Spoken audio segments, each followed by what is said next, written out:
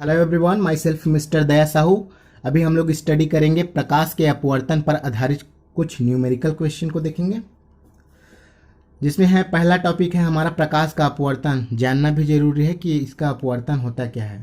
तो प्रकाश के अपवर्तन को जानने से पहले आप लोगों को ध्यान दिला दूं कि प्रकाश का परावर्तन जो होता है, रिफ्लेक्शन ऑफ लाइट, किसी चिकनी सतह चमकदार सतह या चिकनी सतह पर प्रकाश का टकराना और वापस चले जाना या इधर उधर बिखर जाना, ये प्रकाश का परावर्तन कहलाता है। किंतु प्रकाश का जो अपवर्तन होता है इसमें माध्यम की ज़रूरत पड़ती है। जब प्रकाश किरण एक माध्यम से दूसरे माध्यम में गमन करती है तो उसका रास्ता टेढ़ा हो जाता है, विचलित हो जाता है। यही प्रकाश का अपवर्तन कहलाता है। उदाहरण भी हम लोग देख लेते हैं, जैसे पानी के टंकी में पेन वगैरह डुबाएंगे तो पेन हमें तिरछा दिखाई देता है, आसमान का तारा चमकता हुआ दिखाई देता है। ये सब प्रकाश के अपवर्तन के कारण होता है। चलिए इसको अच्छे से समझते हैं। देखिए चित्र दिया गया है, इसमें कांच का एक स्लैब है, ऊपर वायु है, नीचे वायु है। तो कोई प्रकाश किरण पी क्यू इस पर प्रवेश कर रहा है। पी क्यू को हम लोग आपतित किरण बोलेंगे, जो विचलित होकर क्यू आर दिशा में गमन कर रहा है। इसको हम लोग अपवर्तित किरण बोलेंगे, क्यू आर को। और फिर वायु में बाहर निकल रहा है अन्य माध्यम में, आर एस दिशा में बाहर हो रहा है। ये है हमारा निर्गत किरण। और M N M dash N dash ये है नॉर्मल, अभिलंब है सरफेस पर, ये इंटरफेस अंतरापृष्ठ बोलते हैं इसको, जहां वायु और कांच दोनों जुड़े हुए हैं। इसको अंतरापृष्ठ बोलते हैं या अपवर्तक पृष्ठ बोलते हैं। तो कोण आई देख लीजिए, इंसिडेंट एंगल बोलेंगे इसको, इंसिडेंट एंगल आपतित कोण या आपतन कोण, परावर्तन कोण। और यह है निर्गत कोण ई। तो ये सब घटना जो होता है प्रकाश के अपवर्तन में होता है। ज़्यादा डील से तो नहीं पढ़ पाएंगे क्योंकि हमें न्यूमेरिकल क्वेश्चन करना है। ये नीचे में दिया गया है, किसको क्या बोलते हैं इसको अच्छे से नोट कर लीजिएगा। चलिए अपवर्तन का नियम, ले ऑफ रिफ्रैक्शन। आपतित किरण, अपवर्तित किरण और अंतरापृष्ठ पर अभिलंब तीनों एक ही समतल में होते हैं। ये देख लीजिए, आपतित किरण, अपवर्तित किरण तथा ये अभिलंब तीनों एक ही तल में स्थित है, बिंदु क्यों पर स्थित है। दूसरा नियम है माध्यम 1 के सापेक्ष माध्यम 2 का अपवर्तनांक, जिसको हम लोग sine I upon sine R के रूप में भी लिख सकते हैं। इसको स्नेल का नियम भी बोलते हैं और यही अपवर्तनांक है। और ये इसका जो मान होता है एक नियत अंक होता है। चलिए अपवर्तनांक की क्वेश्चन बहुत गहरा है कहा जाए तो।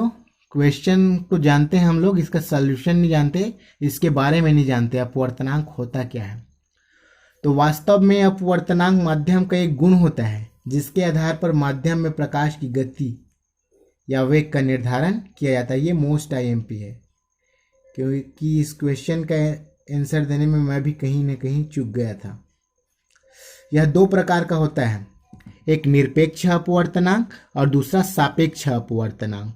तो निरपेक्ष अपवर्तनांक वायु या निर्वात में प्रकाश की चाल और माध्यम में प्रकाश की चाल के अनुपात को ही निरपेक्ष अपवर्तनांक कहेंगे। निरपेक्ष मतलब वायु के सापेक्ष तुलना किसी माध्यम का, वायु या निर्वात के सापेक्ष। तो चलिए म्यू से शो किया जाता है, mu is equal to sine I upon sine R is equal to वायु या निर्वात में प्रकाश की चाल सी बटे माध्यम में प्रकाश की चाल v। चूंकि वायु या निर्वात में प्रकाश की चाल 3 × 10⁸ मीटर प्रति सेकेंड होता है, इसलिए जो निरपेक्ष अपवर्तनांक होता है वह सदैव 1 के बराबर होता है या 1 के आसपास होता है।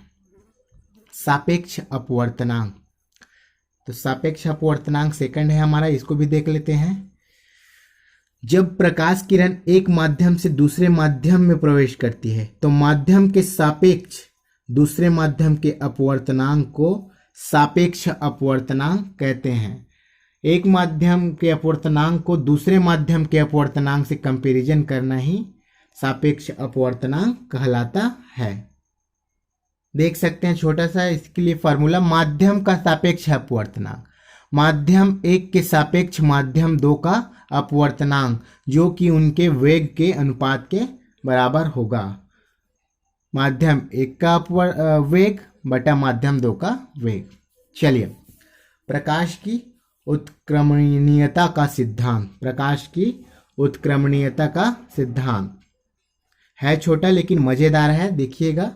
जब कोई प्रकाश किरण एक माध्यम से दूसरे माध्यम में प्रवेश करती है तो उस मार्ग को उलट देने पर वह जिस मार्ग में प्रवेश करती है उसी मार्ग में वापस लौट जाती है।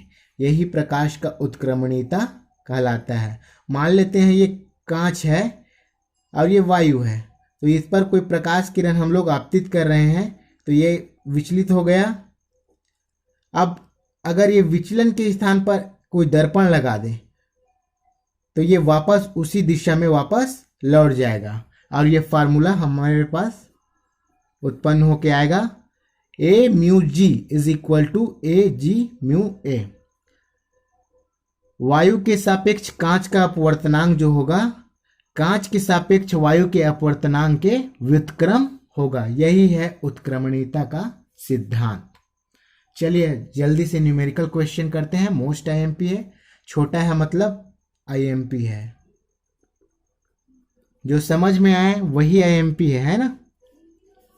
वायु में प्रकाश की चाल 3 × 10⁸ मीटर प्रति सेकंड है और अपवर्तनांक 1.5 वाले कांच में प्रकाश की चाल हमें ज्ञात करनी है। चलिए, सी का मान दिया गया है, म्यू का मान दिया गया है, वी का वैल्यू हमें ज्ञात करना है कांच की चाल। तो चलिए सूत्र जानते हैं हम लोग, mu is equal to C upon V. तो हमें वी का वैल्यू फाइंड करना है तो म्यू को भेज देंगे नीचे, V is equal to C upon mu. जिसका वैल्यू हमारे पास अवेलेबल है सबको सब्स्टिट्यूट करेंगे। 3 × 10⁸ मीटर प्रति सेकेंड अपान 1.5। तो ये 1.5 है और ये 3 है। 1.5 एकम 1.5, 1.5 दूनी 3, 1.5 का 2 गुना 3 होता है, इसलिए 2 × 10⁸ या काटते नहीं बन रहा है इसको 30 कर सकते हो और इसको 15 कर सकते हो। ये 15 एकम 15, 15 दूनी 30, ये भी हो जाएगा। तो v का जो माध्यम का जो चाल मिला वो 2 × 10⁸ मीटर प्रति सेकंड प्राप्त हुआ। देखिए इसी क्वेश्चन को जस्ट चेंज कर दिया गया है। कांच का अपवर्तनांक 1.5 में प्रकाश की चाल 2 × 10⁸ मीटर प्रति सेकंड है, तो वायु में प्रकाश की चाल ज्ञात कीजिए। वायु में हमें प्रकाश की चाल को ज्ञात करना है। चलिए सी का वैल्यू फाइंड करना है। सूत्र हमें जानते हैं, mu is equal to C upon V होता है। तो सी का मान हमें ज्ञात करना है तो वी का तिर्यक गुणा कर देंगे, म्यू वी हो जाएगा।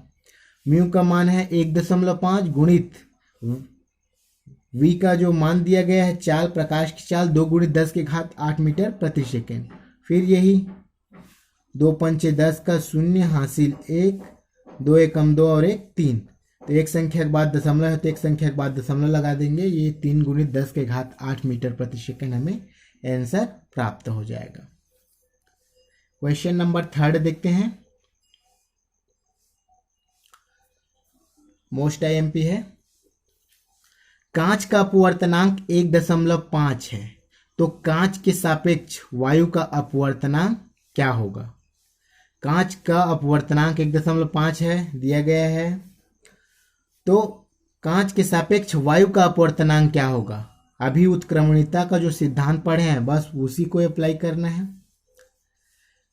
ये दिया गया है वायु के सापेक्ष कांच का अपवर्तनांक, इसलिए कांच के सापेक्ष वायु का अपवर्तनांक जो होगा इसका जस्ट व्युत्क्रम हो जाएगा और इसका वैल्यू हमारे पास है 1/1.5। इसको सरल करने के लिए हम लोग दशमलव को एक स्थान पीछे खिसका देंगे तो 10/15 हो जाएगा। 5 दूनी 10, 5 तिया 15, 2/3। अब जब 2 को 3 से भाग देंगे तो 0.67 हमें प्राप्त हो जाएगा। क्योंकि एक क्वेश्चन उभर के आता होगा कि अपवर्तनांक का कोई मात्रक क्यों नहीं होता, तो अपवर्तनांक समान राशियों का क्या होता है, अनुपात होता है, इसलिए इसका कोई मात्रक नहीं होता है। ये आईएमपी है, माइंड में रखना। चलिए क्वेश्चन 4 देखते हैं। कांच और जल के निरपेक्ष अपवर्तनांक क्रमशः 3/2 और 4/3 है। कांच व जल में प्रकाश की चाल का अनुपात ज्ञात करना है। हमें चाल की अनुपात का हमें क्या करना है, ज्ञात करना है। चलिए दिया गया है कांच का निरपेक्ष अपवर्तनांक a mu g is equal to 3/2। जल का भी निरपेक्ष अपवर्तनांक दिया गया है a mu W is equal to 4/3।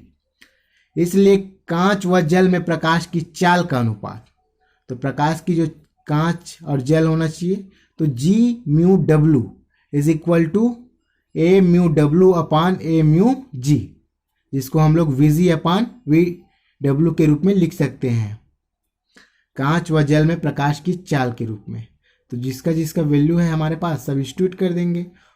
4/3 अपान में 3/2, तो ये ऊपर चले जाएगा, तो 4 दूनी 8 और ये नीचे आ जाएगा 3 तिया 9। ये है इनका अनुपात, यह है आंसर। लास्ट क्वेश्चन है, एमपी है।